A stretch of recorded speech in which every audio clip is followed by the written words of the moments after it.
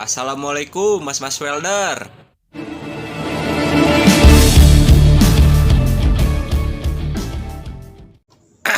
Di video kali ini saya akan coba membagikan tutorial pembuatan kios dari besi hollow ukuran 4x8 untuk welder pemula seperti saya. Semoga video ini bisa bermanfaat dan simak sampai habis.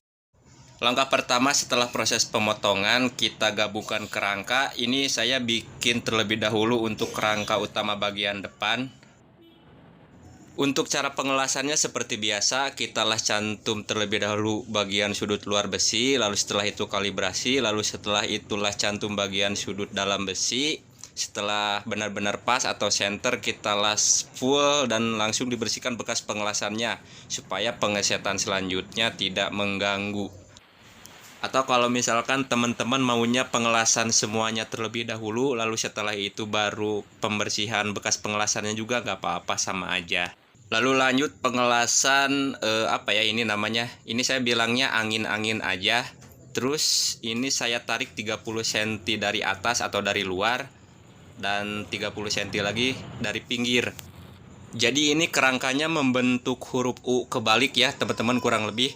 Nah, terus sebetulnya yang double tiang ini tuh variasi, cuman bisa juga jadi opsi tambahan kekuatan.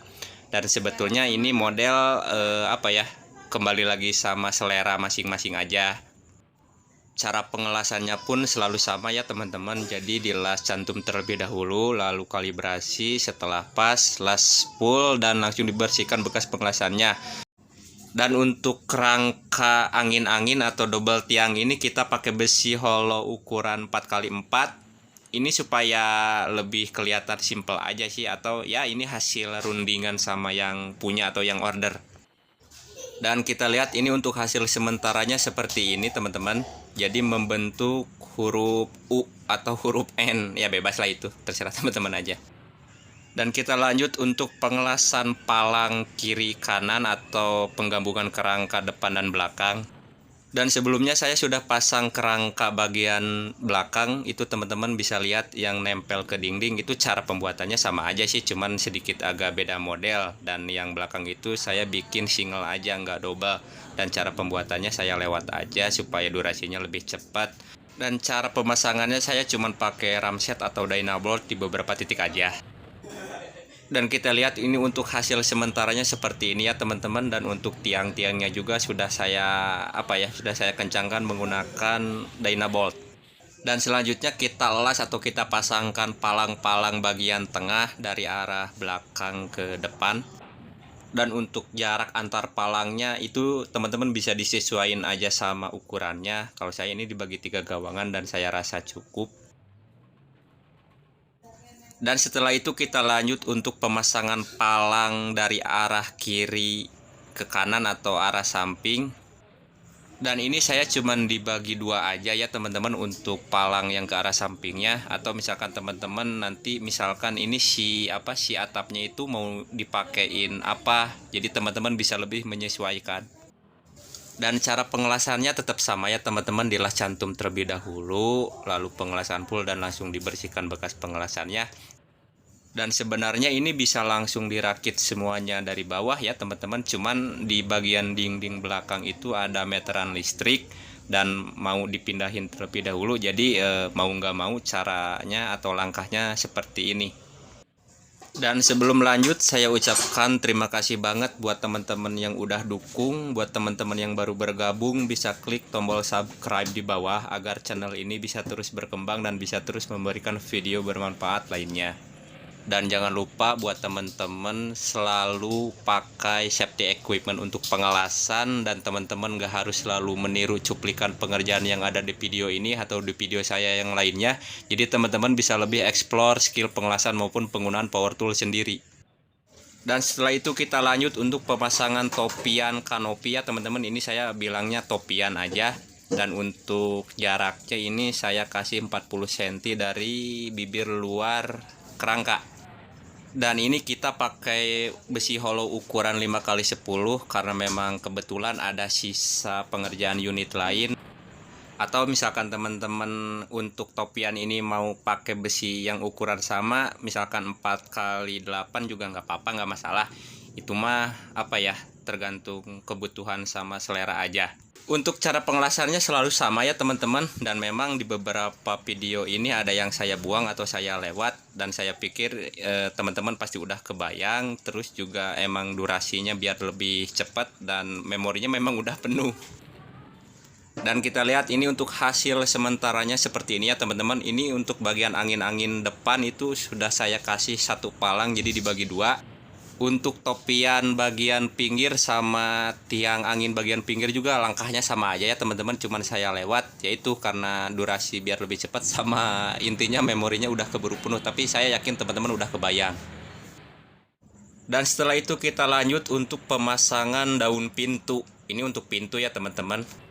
Dan untuk cara pengelasan RAM expanded kayak gini, saya biasanya itu satu jajar dulu, diambil yang paling ratanya terlebih dahulu, dilas cantum. Nah setelah itu dipotong ngikutin si kerangkanya itu teman-teman. Jadi maksudnya itu biar lebih pas aja. Kalau yang lubang gede kayak gini biasanya cukup kuat untuk langsung dilas, tapi kalau misalkan yang gelombangnya kecil atau lubangnya kecil itu biasanya harus pakai plat strip. Dan selanjutnya kita langsung pasang engsel bubut seperti ini ya teman-teman. Ini sebelumnya sudah saya pakein kupingan, saya bilangnya kupingan biar lebih gampang sama lebih kuat. Dan oh iya, untuk kerangka pintu seperti ini saya biasanya itu dikurangin ukuran. Jadi ukuran asli dikurangin setengah sampai 1 cm. Dan itu dimaksudkan supaya bukaan sama tutupannya itu enggak seret ya teman-teman, atau mungkin teman-teman punya cara lain boleh di-share di komentar.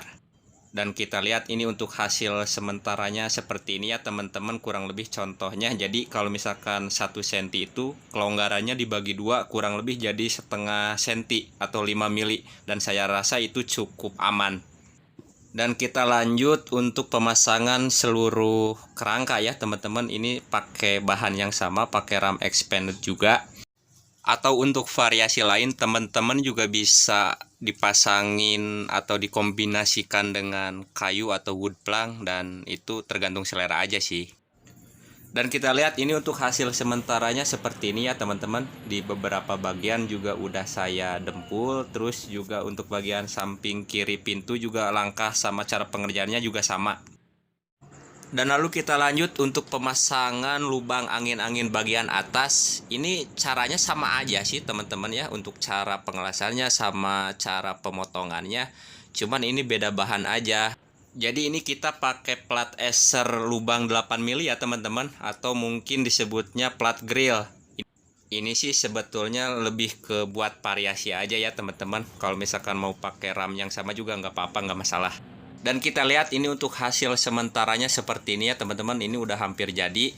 Dan ada sedikit tambahan pengerjaan untuk pembuatan unit tutup kitchen set seperti ini ya teman-teman. Cuman saya nggak rekam. Mungkin nanti videonya saya bikin terpisah kalau ada kesempatan. Dan lalu kita lihat untuk hasil akhirnya. Alhamdulillah cemerlang. Hahaha. Untuk kesannya ini minimalis masuk karena dominasi warna putih dari dinding sama motif keramik. Industrial juga masuk karena warna hitam sama besi sama motif expandednya juga itu menurut saya cukup kental ya. Tapi untuk penilaian saya kembaliin lagi semuanya sama teman-teman. Terus untuk bukaan pengait atau tahanan pintu kaitannya ini saya cuman pakai potongan rantai ya teman-teman. Dan yang di las paten itu cuman kaitannya aja, untuk rantainya itu saya nggak las paten, dan jumlahnya ada 4 titik kiri kanan dikali 2. Terus untuk atapnya ini kita pakai solar plate ukuran 1,2 mili ya teman-teman. Dan cara pemasangannya juga cukup gampang ya teman-teman. Pasti teman-teman juga udah kebayang, itu tinggal dipasin aja sama ukurannya, terus dikasih paku ruping seperti biasa aja. Dan terus ada beberapa rak kecil ya, ini di bagian sudut. Ini saya bikin dari sisa-sisa potongan besi hollow sama sisa-sisa potongan RAM. Untuk pemasangannya itu saya cuma pakai paku ruping aja ya teman-teman. Itu supaya lebih fleksibel aja kalau misalkan nanti ada pergantian posisi atau penyimpanan barang. Untuk pembuatan tutup kitchen setnya ini saya nggak rekam ya teman-teman karena memorinya juga penuh. Tapi nanti insya Allah kalau misalkan ada kesempatan, ada waktu lain, saya bikin di video terpisah.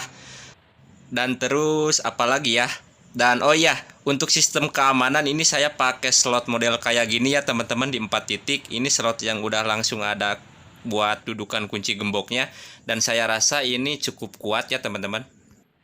Dan sekali lagi saya ucapkan terima kasih banget buat teman-teman yang udah dukung, buat teman-teman yang baru gabung juga terima kasih banget, buat yang order juga nggak lupa terima kasih banget.